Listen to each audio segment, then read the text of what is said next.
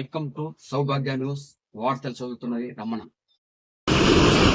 ఈరోజు 23వ తేదీ ఆగస్టు 2025 సంవత్సరం చంద్రబాబు గారు కూటమి ప్రభుత్వం స్థాపించి ఏర్పాటు చేసి దాదాపు 15 నెలలైతే ఉంది.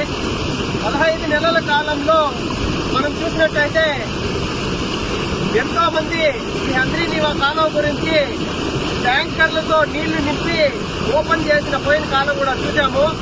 కానీ నిజమైన ఎత్తిపోతల పథకం ద్వారా హంద్రీనీవా కాలువకి నీళ్లు వదలడం, అలాగే పలమనేరు నియోజకవర్గం మరియు గంగవరం మండలం పత్పత్తురు గుండుగల్లు పంచాయతీల మధ్య బొమ్మనపల్లి గ్రామం నందు ఈ కాలువ ప్రవహిస్తా ఉంది. ఈ రోజు పత్పత్తురు గ్రామంలోకి అక్కడ లిఫ్ట్ ఇరిగేషన్ మోటార్ల దగ్గరికి వస్తాయి. నీళ్లు ఆల్రెడీ అక్కడికి చేరిపోయాయి. అయితే ఆ మోటార్ల ద్వారా కుప్పం నియోజకవర్గానికి నీళ్లని తరలించే ఏర్పాటు త్వరితగతిన చేసిన చంద్రబాబు గారికి మా ప్రాంత ప్రజలు మరియు కుప్పం ప్రాంత ప్రజలు ధన్యవాదాలు తెలుపుకుంటున్నారు. అలాగే ఈ నీళ్లంతా కూడా ట్యాంకర్లతో నింపిన నీళ్లు కాదు. ఇది వేగం చూడొచ్చు, ఈ సౌండ్ చూడొచ్చు. ఇదంతా కూడా మనం నిజంగా అక్కడి నుండి హంద్రీనీవా కాలువ ద్వారా నీళ్లు ప్రవహిస్తా ఉండేది మనం వీడియో ద్వారా మనం ప్రజలకందరికీ కూడా తెలియజేసే ఏర్పాటు చేయడం జరుగుతా ఉంది.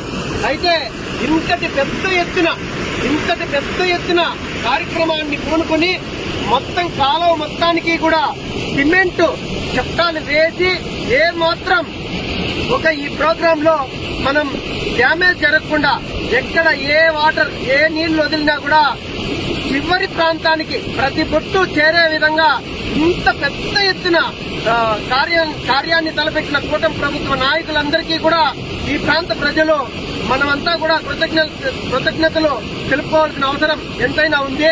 అయితే ఇది చూస్తా ఉంటే చాలా ఆనందం అనిపిస్తా ఉంది.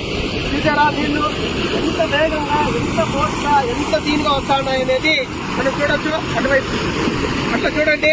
ఇదంతా కూడా మనం చూస్తా ఉండేది పత్పత్తురు మరియు గుండుగల్లు పంచాయతీల మధ్య ఉన్న బొమ్మనపల్లి గ్రామం నందు చిత్తూరు జిల్లా పలమనేరు నియోజకవర్గం గంగవరం మండలం పత్పత్తురు మరియు గుండుగల్లు గ్రామాల మధ్య ఈ నీటి ప్రవాహం ఇంత వేగంగా జరుగుతా ఉంది. మేము కలలో కూడా ఊహించలేదు. 2014లో ఈ కార్యక్రమాన్ని తలపెట్టినప్పుడు ప్రభుత్వం చివరికి వచ్చేపాటికే ఓడిపోవడం, ఈ కాలువ పనులు అర్ధాంతరంగా ఆగిపోవడం, అలాగే దీన్ని